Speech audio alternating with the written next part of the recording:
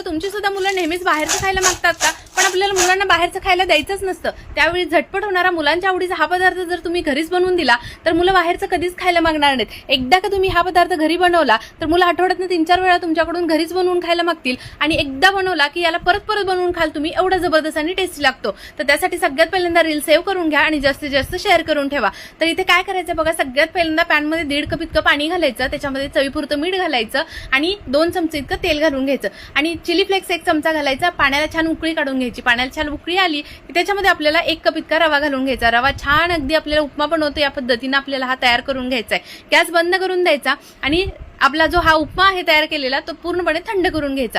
तर इकडे 2 बटाटे आपल्याला सुरुवातीला उकडून घ्यायचे. आता उकडून घेतलेले बटाट्यांची सर्व साल काढून घ्यायची आणि किसून घ्यायचे. आता हे बटाटे आपल्याला साईडला करून ठेवायचे. लगेच कोथिंबीर घ्यायची, भरपूरशी कोथिंबीर चिरून घ्यायची.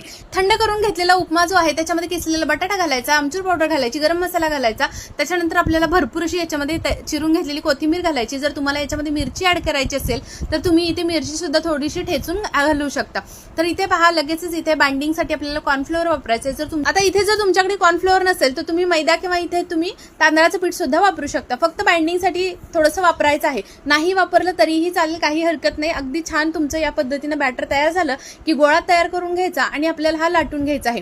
तर अगदी चपाती लाटतो या पद्धतीने आपल्याला हे सर्व व्यवस्थित असं लाटून घ्यायचं. त्याच्यानंतर इथे पहा, ज्या पद्धतीने मी स्टिक्स बनवलेले आहेत अगदी त्या पद्धतीने आपल्याला हे कट करून घ्यायचं आहे आणि नंतर या पद्धतीने आपल्याला मस्त असा ह्याचा लंबुळक्या आकारामध्ये शेप देऊन घ्यायचा आहे, जेणेकरून व्यवस्थित असे हे कुरकुरे तयार होतील.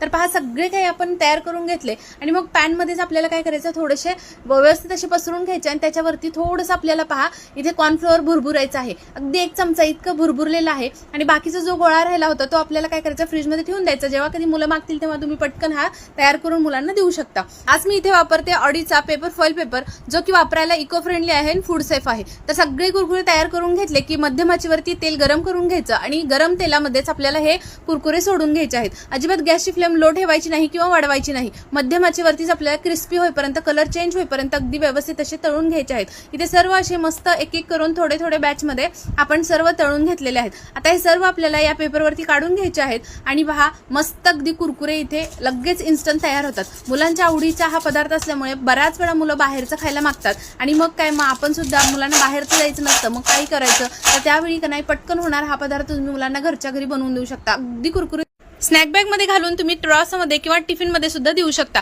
मुलांच्या आवडीचा हा पदार्थ बाहेरून मुलांना खायला देण्यापेक्षा घरीच बनवून द्या. मुलं आठवड्यातून 3-4 वेळा घरीच खायला मागतील. कशी वाटली रेसिपी कमेंट करून सांगा. आवडली तर जास्तीत जास्त शेअर करा आणि चॅनलला फॉलो करायला विसरू नका.